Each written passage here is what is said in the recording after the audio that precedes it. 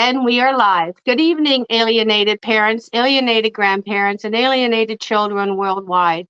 Welcome to Let's Talk on Parent Alienation and Family Court Abuse. We are in a serious pandemic today, and it's been going on for decades now, but it's being really recognized more so today because parents, grandparents, and children are speaking out on how they were treated during a custody hearing, during divorce, and the separation. And tonight we have Antonella Giovanna, who has been a guest, Giovanni, my Giovanna, yeah. Giovanna, my apologies. She has been a guest now. This is, I believe, your third time on Let's Talk. Thank you for coming back. I know your story is been going on for the last 5 years now. You were alienated from your children, and it just doesn't seem to get any better. No.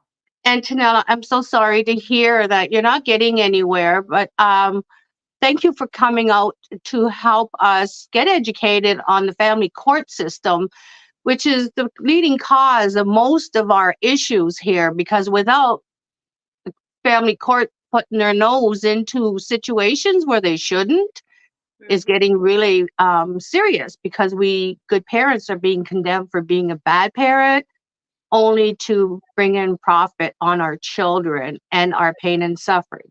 So thank you again, Molly, and I appreciate you coming on to Let's Talk on Parent Alienation. So I'm going to let you share what you have to say today, and I'm going to share this to some groups. We also have Robbie backstage, and we're having problems with him, but if we can get him to come on, we're going to have a few things to share with Robbie as well as Antonella. So welcome, Robbie, if you could hear us. Thanks for tuning in onto Let's Talk. Robbie is an alienated dad, and if you can hear me, you raised your hand. That's good. Thank you. I'm going to let Antonella speak first, and then you can share your story with us, okay? So, go ahead. I mean, basically my story. Oh, hi, Robbie. My case is in Rockland County. It started obviously, and it's still in Supreme Court because it was a divorce case, and I was not educated. I was a stay-home mom, had no idea of any sort of corruption in the family and matrimonial Supreme Court. So when I was ready to, divorce my ex-husband because there was a lot of abuse in the marriage, more verbally, mentally, financially. I thought it was going to be amicable. We were going to be able to split the kids 50-50 and we can just move on with our lives. And that was not the case. My ex-husband is the money spouse. I was a stay-home mom. So I later learned that, throughout the process of the divorce, things started to spiral for the worse. Thinking, okay, my kids are old enough to speak on their behalf. I have an attorney. We're in front of I thought at the time, an impartial judge, a judge that's not biased, it's about, fairness and children's rights, our rights. And that was not the case.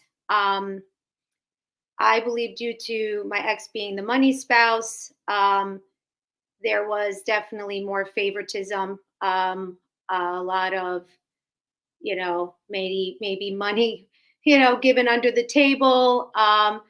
He definitely was not in compliant for, if it was even a 50-50 paying child support, he was not happy about that. And so I believe his goal was to just, okay, then I'll get full custody. And he basically, that's what he told me, that I'm going to get full custody and you're going to be thrown out on the street and, good luck. You know, even though my children expressed, you know, their concerns, their fears, who they wanted to live with, which was me, who they, you know, after all that, you know, being with supervised visits and reports being submitted to the court with parent coordinators and family therapists. I mean, we had my kids have 2 separate private paid AFCs. The money was just going. Any sort of asset or anything that I was entitled to was either removed. It was either I was court ordered to spend it because, you know, I was a stay-at-home mom, so I wasn't working. The pandemic hit, and I was forced and court ordered to use up anything that any sort of asset, any money, anything. I was court ordered to spend it. And if I did not, you know, follow these court orders, they basically threatened me and said I was violating a court order and that I was constantly being, you know, put in contempt, which then either was to, you know, put me in a mental institution for 90 days. I've been threatened to be put in jail numerous times. I've been threatened that I will never see my kids again, which that was their main goal, threatening that, you know, I mean, I had all sorts of threats each time I would even appear in court, which was numerous times. My ex-husband would file numerous motions, numerous ex parte emergency hearings, attorneys only hearings. Things were off the record. The judge had basically told my ex-husband, Mr. Stanfill, I'm giving you permission to tell the kids that their mother doesn't want to see them, just so that the children would forget about their mother and not ask for me. She has brought my kids in open court. My son literally raised his hand and was like, when can I live with my mom? When can I? My daughter has written, I have proof of letters, text messages between her and her attorney. I mean, I've been accused that I'm mentally ill. I've been evaluated 3 times. No matter what evidence or proof or anything that I had to defend myself, it was either dismissed, it was ignored, it was not allowed to be presented as evidence. I was denied expert witnesses. I was denied to subpoena witnesses.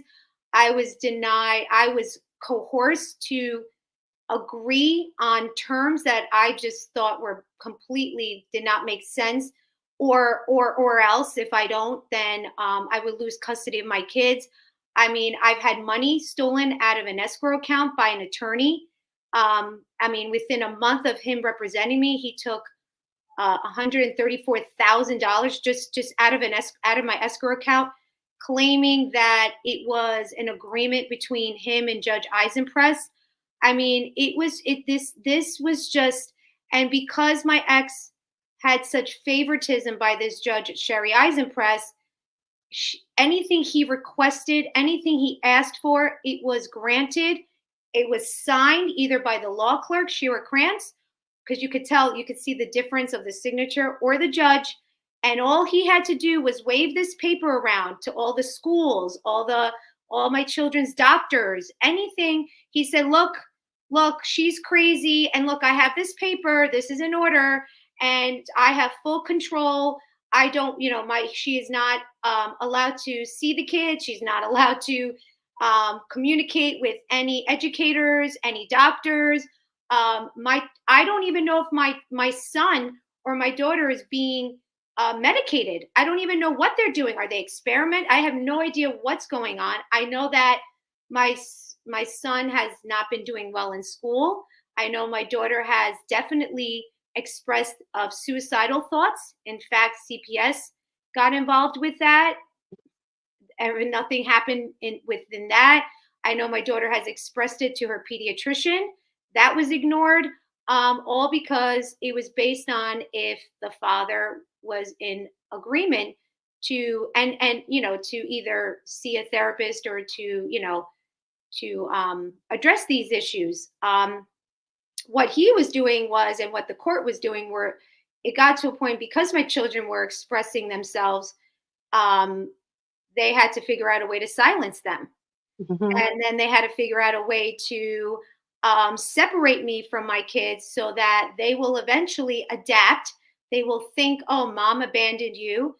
Who knows what is being told to my kids, in that home. I know there's been a lot of concerns, especially my daughter, with the parties, the drinking, the girlfriend moving in, the smoking, she smokes pot, who's doing this, who's doing that. There's unsupervised, children are unsupervised. There's late nights during school night, all of these things were happening. It was very traumatizing to my kids. And so with that, the more mainly my daughter, because my daughter at least had more access to her attorney. The more she expressed, the more the courts were retaliating. And the more they threatened to silence her. It got to a point where my ex-husband told my daughter, I'm going to send you away if you don't comply and you don't listen. In fact, I don't know if I said this before. I might be repeating certain things. The judge did tell my ex-husband, Mr. Janfel, I'm giving you permission to tell, your kids their mother doesn't want to see them. She would say, blame it on me, tell the kids that it's me, that I'm telling them, this is how it's going to be. I'm sorry, but my kids are my children. Like, they're my property. Like, they're mine. No, judge or government, should tell me if I could parent my kids. There was no allegations of neglect by me. There was no abuse, any reports of abuse. I don't drink.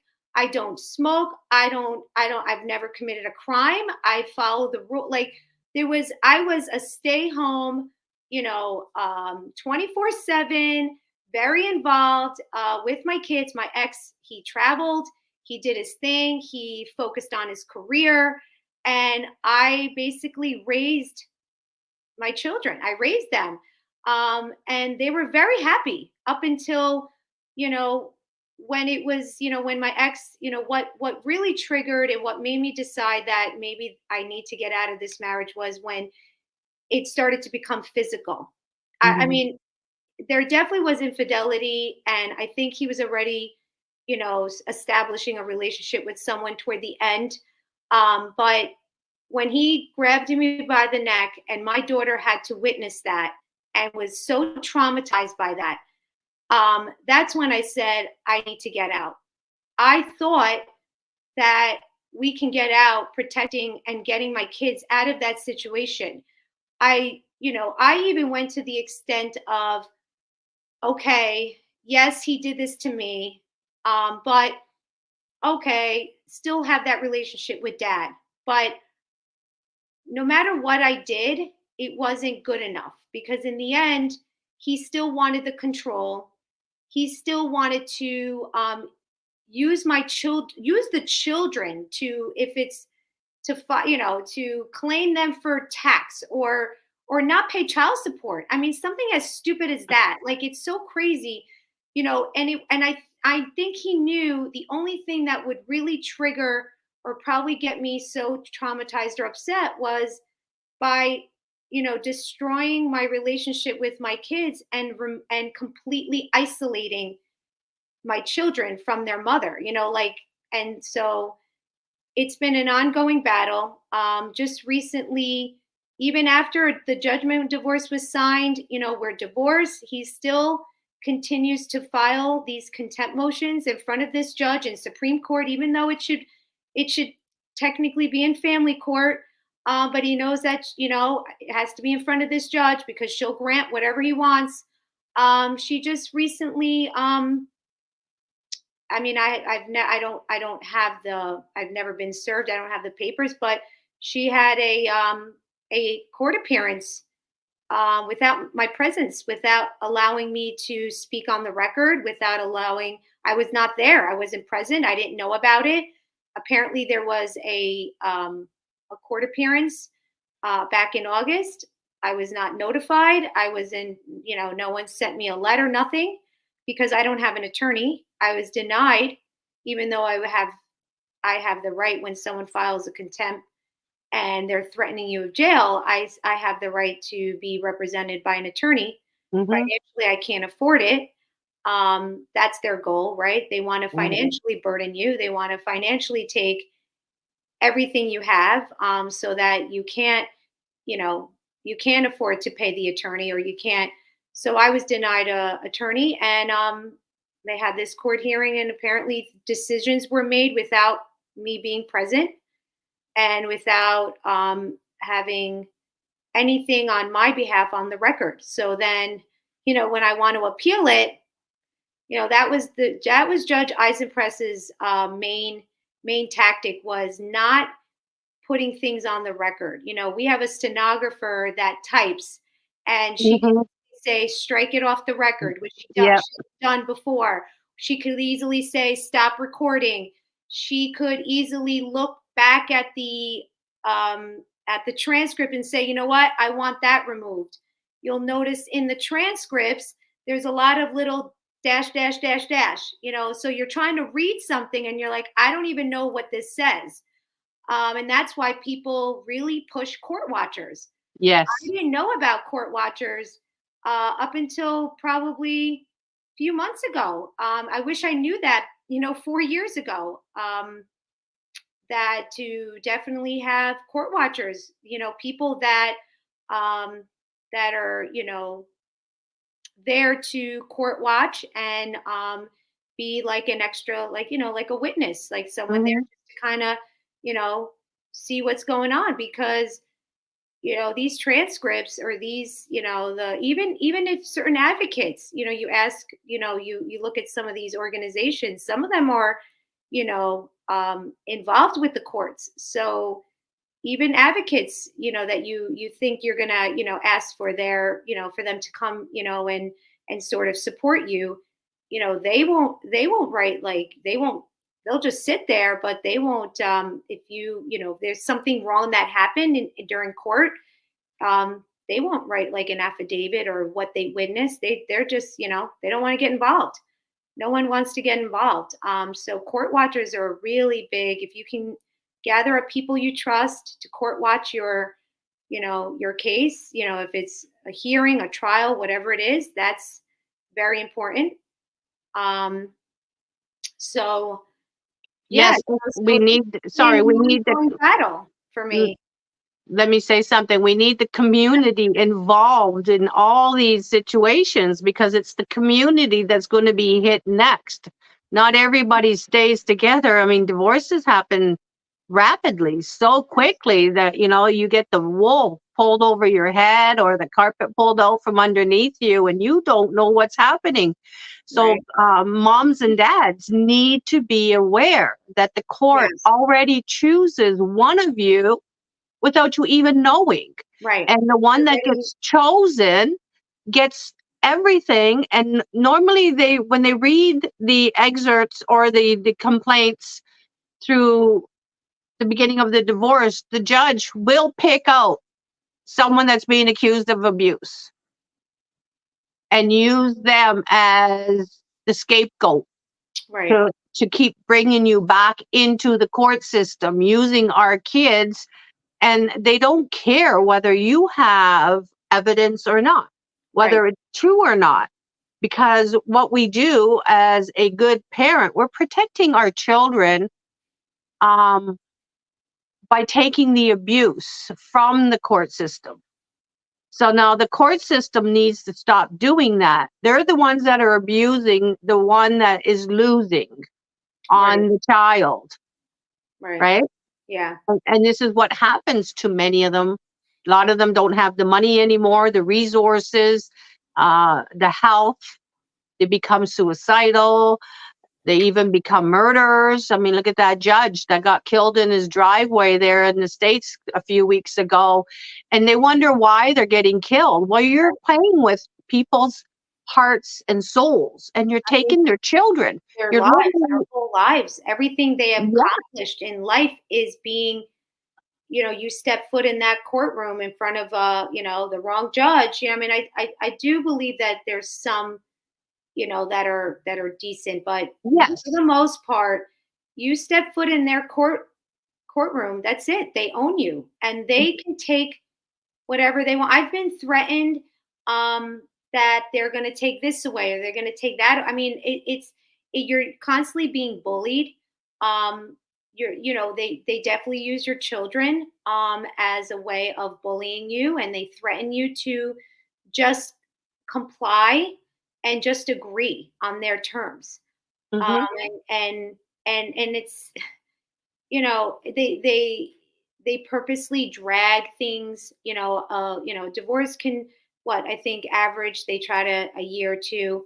I mean, I know people that have been in the system for 10 years. 18 for me. Yeah, I've seen children get murdered. I mean, I've connected with parents that their child is murdered. I've connected with people, parents that they commit suicide. I've, communicated with people that, they end up murdering, the spouse or whatever it is. I mean, it gets to that extreme. They break you down. Yes.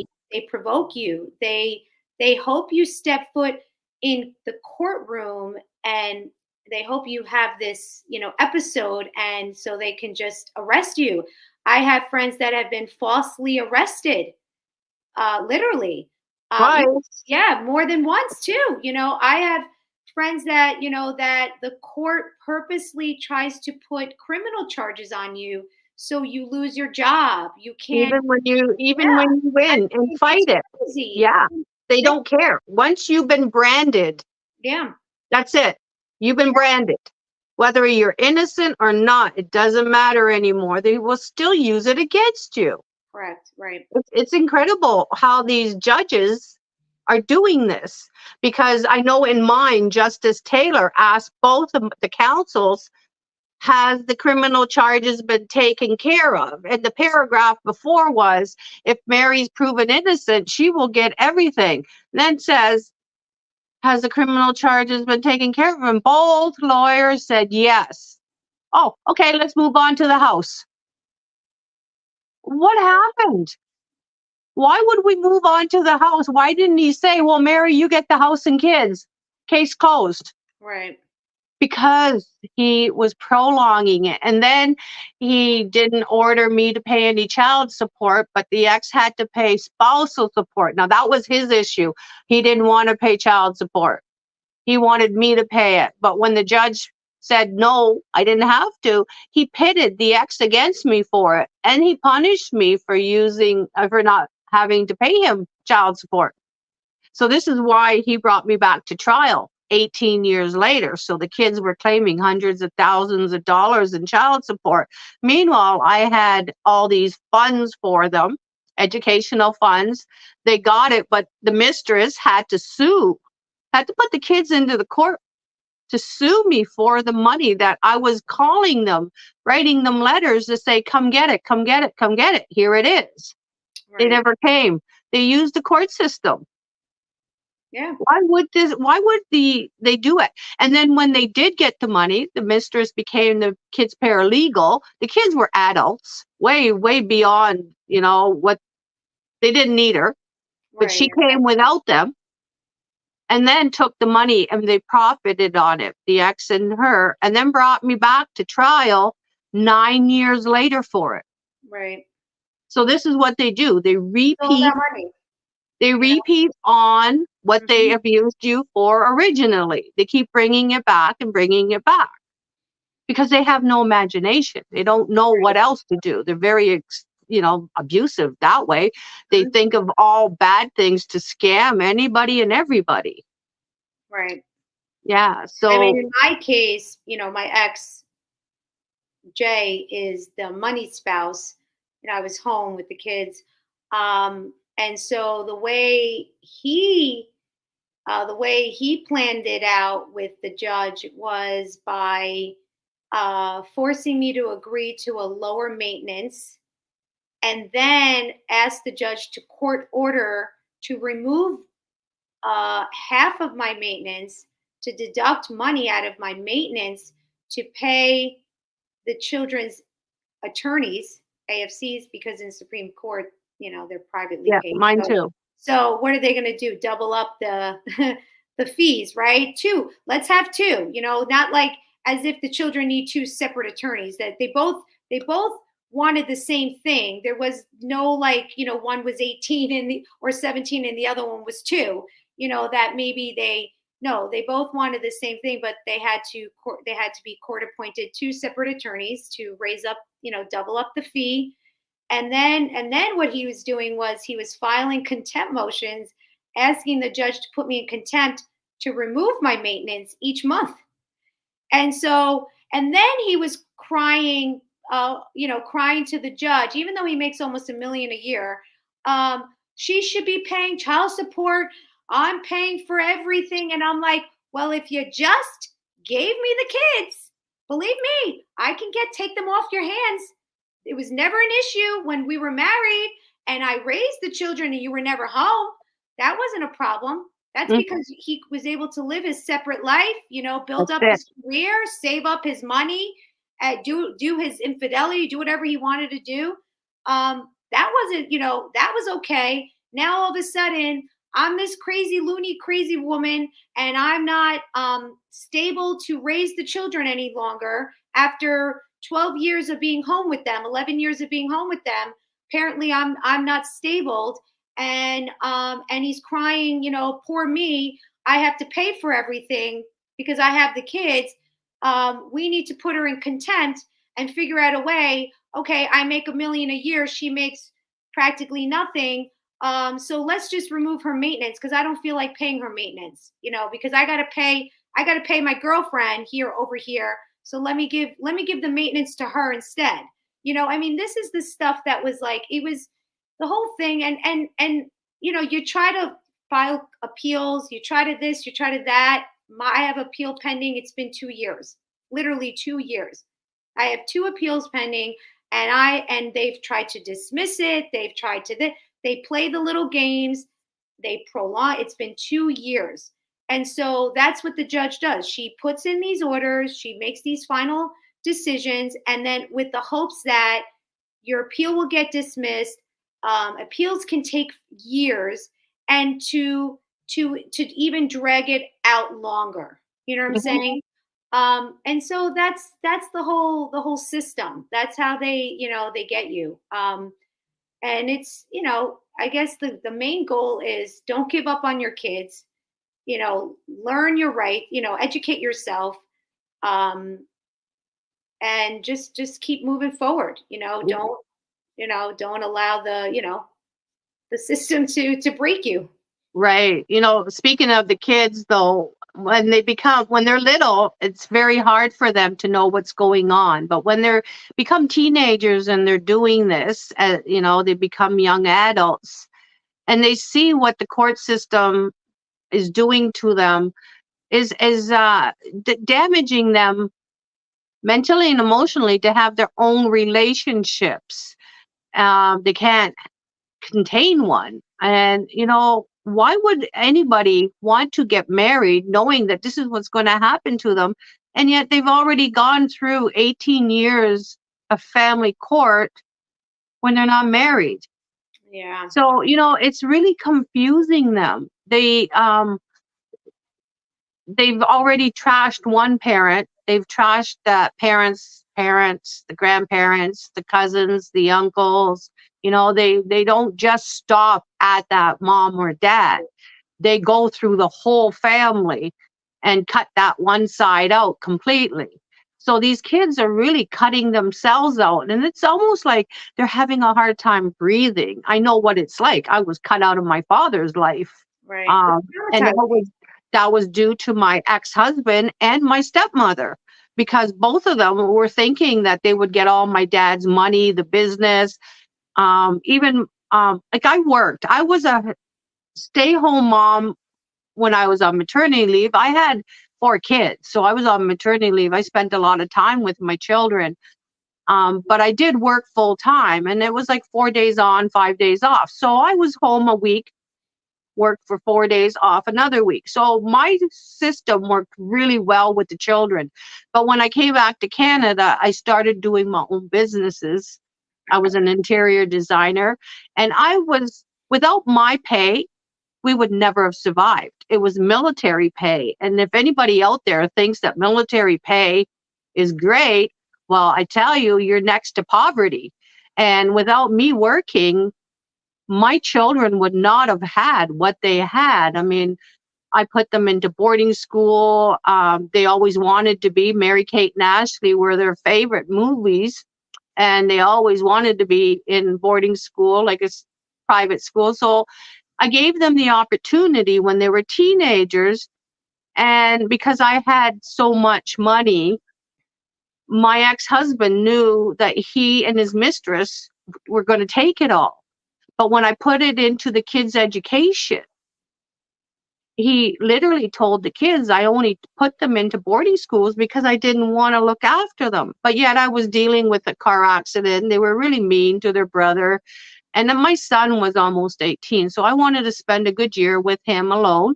Yeah. And then I would have had the chance to do it with the girls too.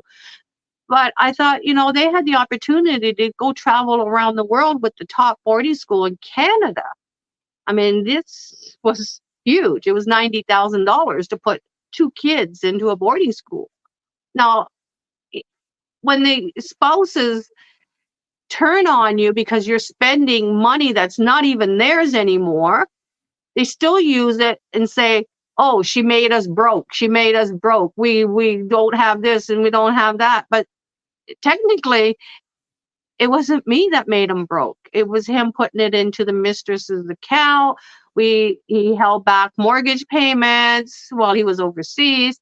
So all these things started, right. And the judge didn't care. He did not care. And then when the ex racked up more bills, he evaded his taxes. I had to pay $58,000. And the judge forced me to pay all this or lose the house. Right. They sort of push you in the corner and say, you better comply or you have no choice, kind of right. thing. And I did everything to keep the family together, which is the biggest mistake. First of all, never stay in a relationship where they hold back money, where they abuse you, they abuse the children. It's not good for the children. And the good thing about the military, they took them away for 6 to 12 months a year for 25 years. So that's how I survived. And when he came home, traveled. So that's the times that he would be gone, we sort of felt like me and the kids would be like, oh, yeah, we ate when we wanted. We don't have to be, we felt no schedule. Yeah, we didn't have to wait for dad. He was so intense. He was so verbally abusive.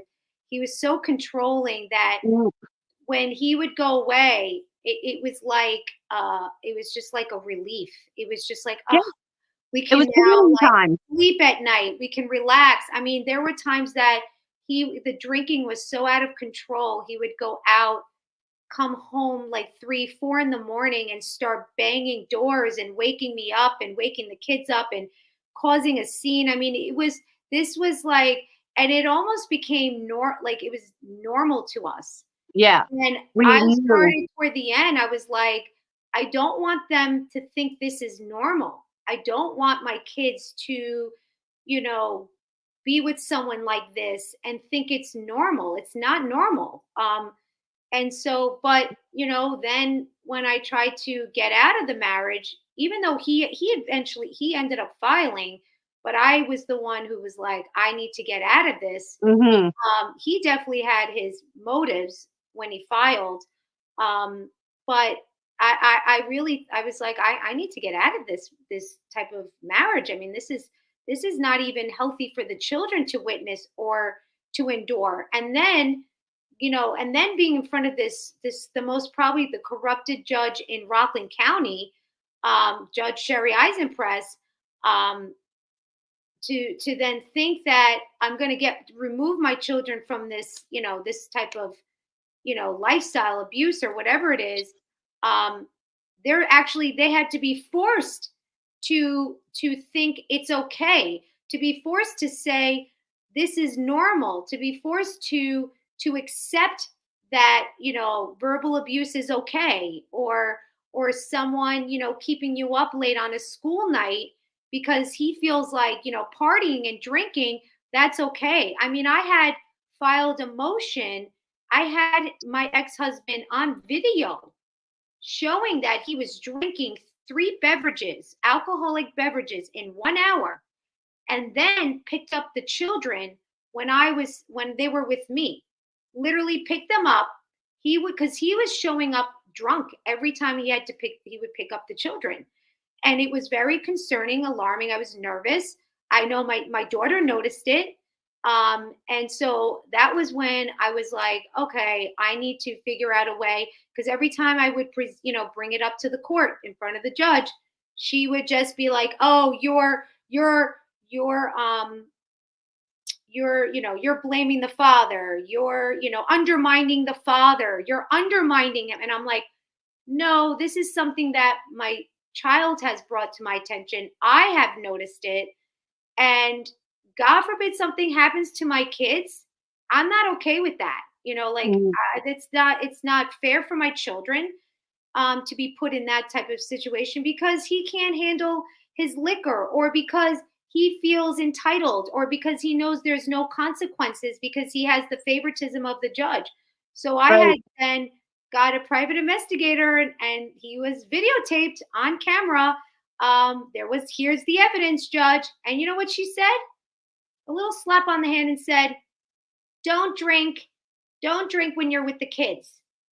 Well, guess what? The next weekend, what did he do? It was in the supervisor report. Dad took us to someone's house. He was drinking. He put me and my friend in the car. I didn't feel comfortable. I mean, because there's no consequences. So then there isn't. Let me give you a breath here. Toxic individuals have mastered the art of making you look crazy for questioning things they have done intentionally. So, your ex-husband drinking 3 drinks there and picks up the kids. Well, that's the same thing. It was done intentionally. But what I want to say is that, I lived with a drunk for 7 years. He was a drunk through all high school. And when I gave him the last option that I left him, actually, he started crying suicide. His mother came to me and said, if he dies, it's my fault. So I had to go back to him. And I mean, this was something that he claimed multiple times when I left because of his drinking. I don't drink. And yet I got accused of being a crackhead alcoholic in court. And I'm thinking, who are you to say that? A judge literally called me an alcoholic. And because I brought back bottles of wine from Europe for the kids' weddings. And it was planned that these kids each had 100 bottles for their family to have. But didn't the ex tell the judge I was an alcoholic? And yet I never drank any of these bottles. They're all sitting there. So when we were doing the split of the assets, the judge looked at me and says, yeah, like you really need another drink. What are you talking about? How dare you? And, he he looked like he was an 80-year-old fart that was ready to croak in that second. And, when I looked at him, I thought, how many people have you done this to? Right. Because he was that grouchy old. Right. They feel entitled, that they feel like they can speak to you very inappropriately. Yeah. They should be professional. It's like any job, right? We're being exactly. Told, they're in close. They're supposed to be justice. Right. So where is justice in accusing someone of being something when they have no clue? That is slanderous. So when these judges get immunity, I think that's a bunch of BS. That was probably the worst thing you could ever do. I mean, I was just talking to a friend. If you think about it, before they were judges, they were ordinary people, and they were attorneys. Yeah. And then you got elected in. So, and if you think about it, half the time these judges will say, I have to look it up. I have to look, I got to do research. They don't even know, because there's always new case laws coming in. There's always new. So like, they don't even know half the time. And they say, I gotta look this up, or I gotta look, that up. And then yet they feel they can use their power, at being, a judge and belittle you and speak to you so disrespectfully. But God forbid you raise up, and you say, hey, these are my rights. I'm just reciting my rights, and they get angry. God forbid you even say anything like that. It's like you committed a crime. And you're held in contempt, right. And then you get punished further if you show any emotion. Retaliation. That's like their big thing. They love it. Mm-hmm. But it's very, what's more disturbing is it's our children, and they use our children. If it's our, abuser, the other parent using the children, or if it's the system, that's where I have a hard time, accepting like that. That's an issue for me. And, going through this as a parent, you try not to blame yourself. There are times that I say, I wish I never married him. I wish I never met him. Maybe if I stayed in the marriage longer, this would never have happened. You almost start to you blame yourself. You're like, because gaslight yourself. You can't protect your child. You can't be you're as much as you want to protect them. You can't, with the hopes that they survive this, this abuse, and them being coerced to be with someone they don't want to, not that they don't want to be with, but just being in such a toxic environment. You hope they survive it, because I have friends that they waited until their children aged out. And then at that point, they have 3 or 4 kids, and they say, oh, I talk to this child, but I don't talk to this child, and then it's so sad because of that, your relationship with your child is, destroyed because of what they were going through. And, what is the child's first thing? They're going to blame maybe the parent. They're going to blame someone, right? So that's where is more upsetting, is when I hear parents say they wait until the child ages out, and they hope that they can reunite with the child and establish a relationship with them. And that's very, I have a cousin who his daughter went through the same thing. And he said to this day, and she's 27, 28. He said to this day, she still brings it up. She was traumatized, because she was forced to be removed from my cousin. He's the father of his care. And the mother moved her out to California, just like that, because she got remarried, and she took the kid and left. She was 8 years old at the time. And she says to this day, it still bothers her. It still affects her. So when they say children are resilient, they may be resilient at the moment just to survive, to cope, but don't think it doesn't, trigger them as they become adults. Yeah, no, let me speak. When they wait till they're 18, the kids forget about them. They've already adapted that point where they don't want to be with that parent anymore. Correct. So this is why it's important for judges to do the equal shared parenting, and not to make children choose, because children have no capability of handling adult situations.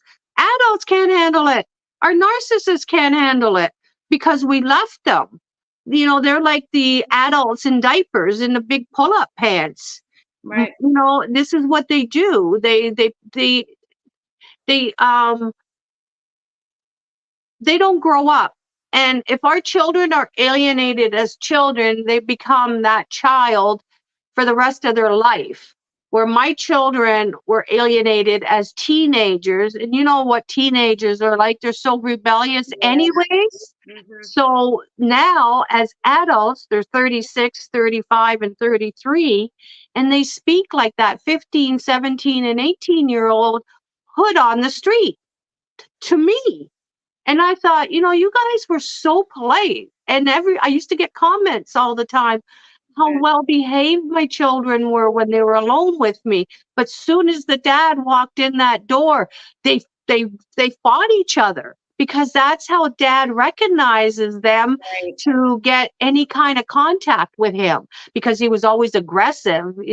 He would tickle them till they peed their pants and the kids had to cry uncle. He would strangle them, picking them up by their throats, Yeah. and shaking them, and shit like that. And then it's like, you tell them to stop, and then all of a sudden they turn it against you to the kids and say, "Oh, mom's crazy. She don't know what she's talking about. Or dad's crazy. He don't know what he's talking about, because gender has no abuse has no gender." It's there. It's everybody. It's anybody.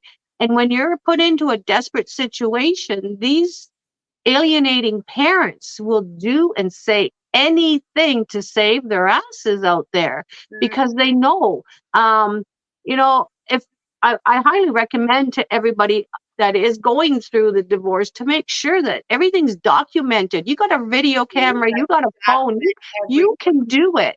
There's no reason to. And what I thank the Lord that I did this. I was only 19 years old. I was raped by my abuser, and he convinced me to say that he only raped me because I was so beautiful and he couldn't resist me and all this. And I wrote to him telling him to get away from me for 3 years, stalking me, until he threw me over a cliff and said that no man will come near me. And I was engaged to a man at the time. We were both young. I was 20. And when I got thrown over the cliff, 6 months later, he got murdered. And my ex-husband shows up minutes later to tell me that Derek got murdered. But yet I already found out on the phone. I was at work when this happened. And I'm thinking, how did you know so quick? It was only like minutes after I got a phone call. Right. So when he said that, I wrote again. Here, 40 years later, he sent back those letters I wrote him. Now, why would you keep letters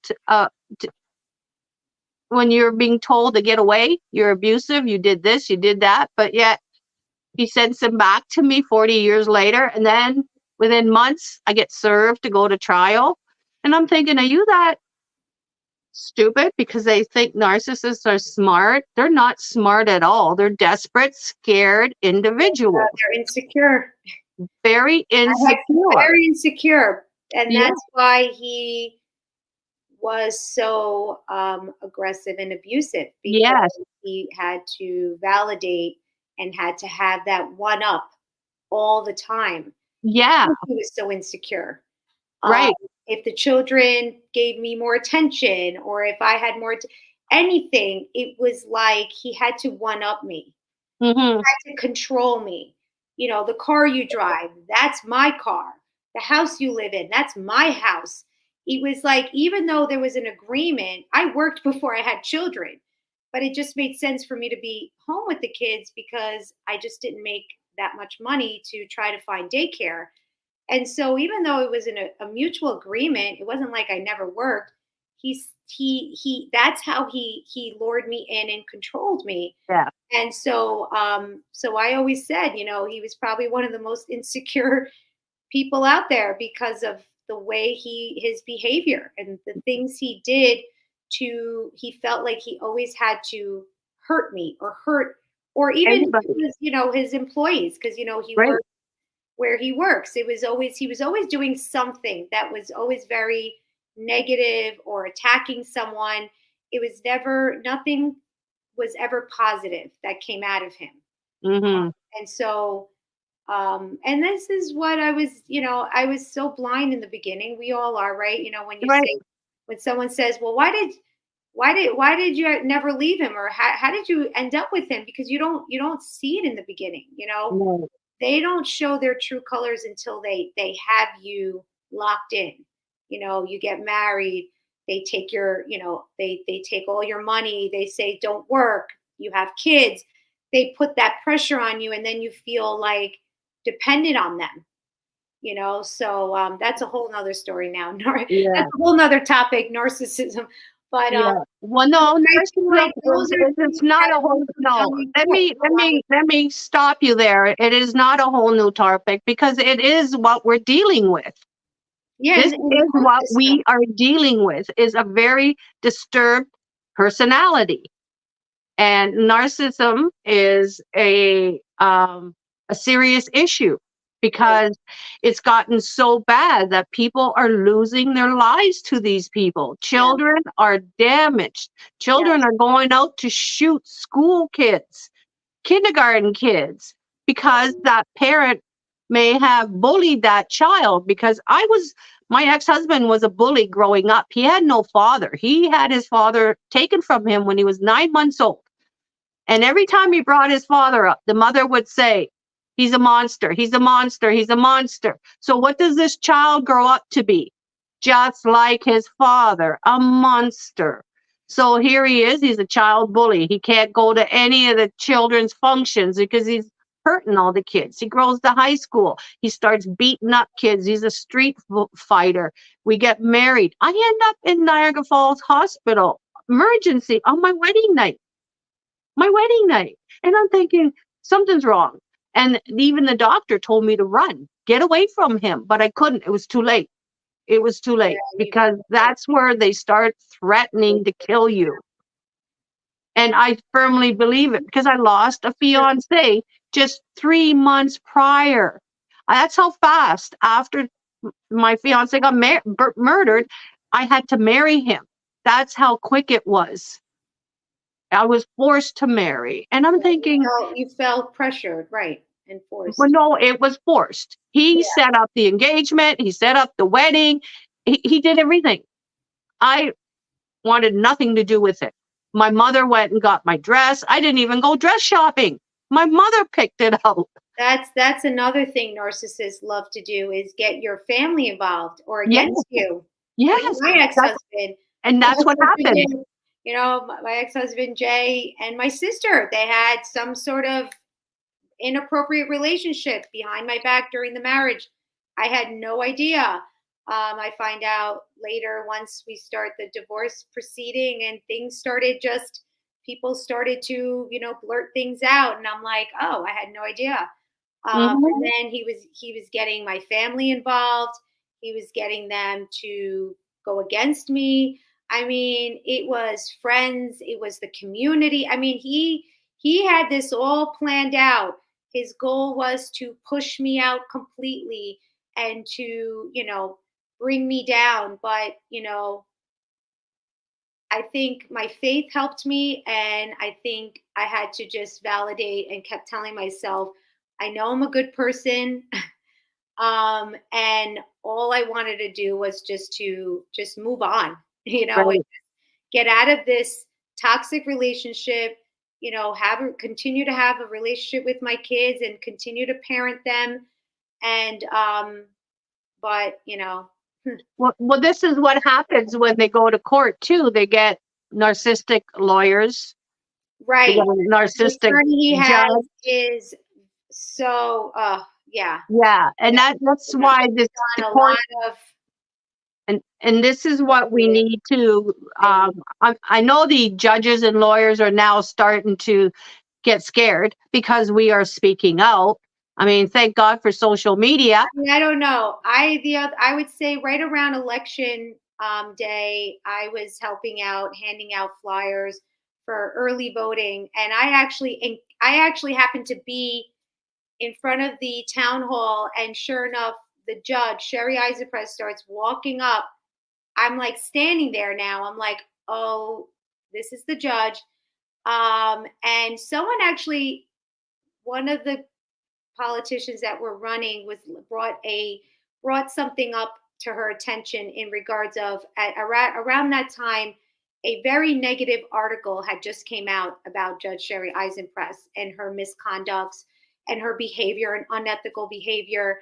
And someone had brought it up to her. I was standing right there. I was listening to everything. And you know what her reaction was? She started laughing. She thought it was humorous. She and basically was just like, I love my job. I love my job. And kind of was just kind of brushing it off as if, yeah, this is what I do. And you know what? I'm proud of it. It was just so disturbing to see her reaction rather than saying, oh yeah, I know about that article. And, she was laughing about it. She was actually promoting that she loves what she does. She loves her job of, hurting children, hurting families, stealing money. Great. I'm going to steal your money. I'm going to, put you in contempt and put you in jail because I feel like it. Right. It's in them. That's a personality trait. Yeah. It's in them to get off on the abuse. Yep. Any kind of negativity is what they dream of. They want to make sure that person is suffering. They don't care. No. That she loves her job. Who loves hurting people? No. Right. What's that? No, she didn't care when there was a point where my daughter was really considering and talking about committing suicide. Not once, more than once. She didn't care. She could care less. She could care less, and all she kept saying was, "No, this is what you have to deal with, and too bad." I mean, how do you tell a young child that I don't care how you feel? I own you, and this is what I feel like doing to you. I mean, that's horrible. My judge did the same thing. My daughter cried suicide at school. She got put into 72-hour care at the hospital. We took her to a therapist. The therapist wrote to the judge saying that this child was coached by the father to cry suicide. He did not care. Yeah. The judge actually threw it out and said that it was inappropriate submission. Inappropriate? Like, really? That was a 16-year-old child crying suicide because the dad wasn't around. He didn't want to come home. He literally said no to her from coming home overseas. And that, these kids grew up without a father, and everything they did was to beg for attention. They played music. They were in music school. This is just an example. They were really good, but when the dad came home, he'd tell them, "Oh, don't, your mom's wasting our money by putting you in here in school. Look at, you don't sound good. You sound terrible." So when it came to the divorce and the kids were putting in these applications to the judge saying how my mom put us into music school and we didn't even want to be there. Meanwhile, it was them that they chose each instrument, and it cost me thousands and thousands of dollars to buy instruments, not to mention classes for 3 kids. It was expensive, but I worked for it. That's why we work for our kids, right? Right. But here the kids are saying in support of their dad because all they heard was, "Oh, you suck, you suck, you suck." So the kids are now saying, "Mom put us in and embarrassed us."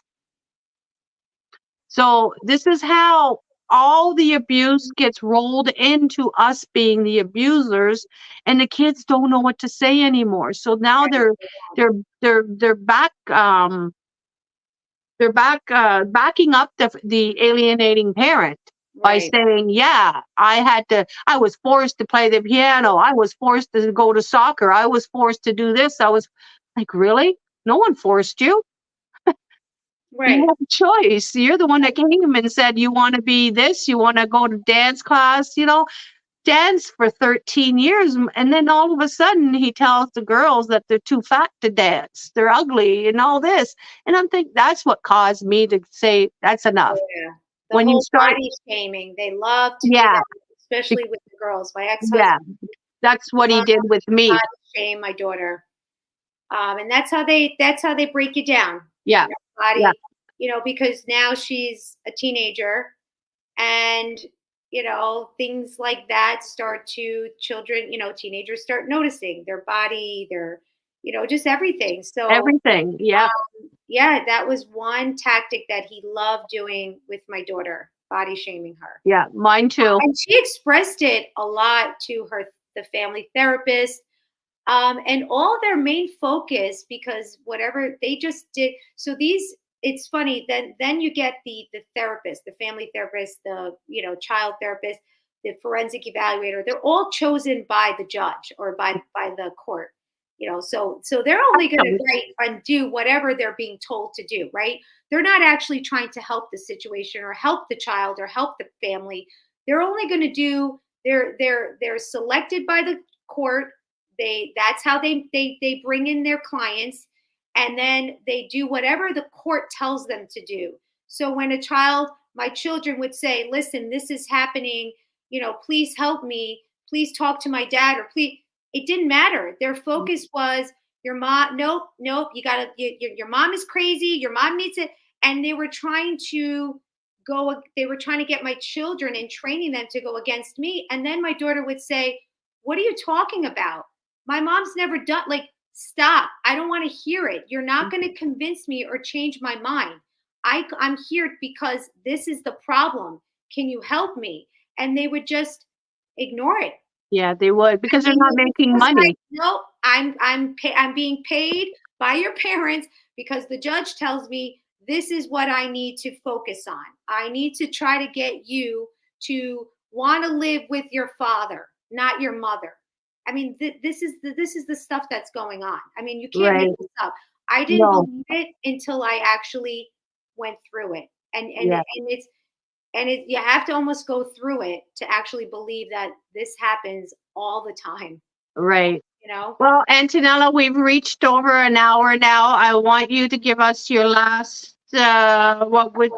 recommendation to parents out there. Just educate yourself, document everything, get your court watchers, learn your rights, the law, and don't give up.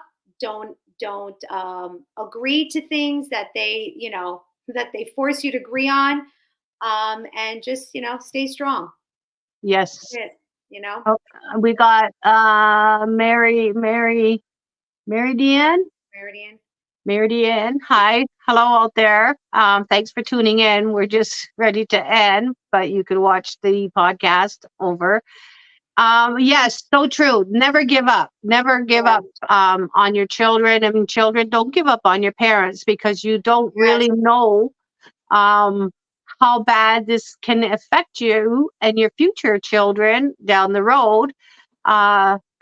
It's pretty scary, but and we hope that when, I always say when my daughter becomes of age or my children are of age, I hope they tell their story and their experience as, what they went through as a child. Yes, and that's what I was just going to say. Anybody out there that would like to join us here on Let's Talk on parental alienation and family domestic violence, we would love to have you come out, share your experience, whether it's good or bad. I mean, we need to have good examples out there today, because we all need help.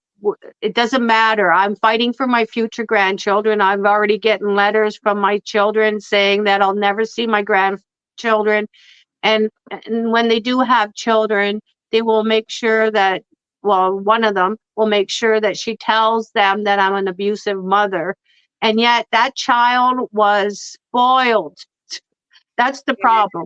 We either spoil them or we deprive them. And when we spoil them, it's worse than the deprived child, because a deprived child does not abuse that parent.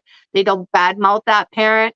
They protect that parent because they are stronger willed. They're strong-willed, and they don't give up on themselves. Where our alienated children, who once had everything given to them, can't fend for themselves. Now, that was my mistake by giving them everything, but it wasn't that I gave it to them. They basically needed it. It was a need Yeah. for them. And we get accused of giving them everything and anything. No, I think it's okay to, we want to give everything to our children and we Yeah, want them to be it's happy nothing. and healthy and comfortable, and that's okay too, Yeah, because if we didn't, then that would be another issue for them. Yeah. Because then they'd say, "Oh, she didn't care about us." Like my daughter's saying, "I laid on the couch all day," and I'm going, "What?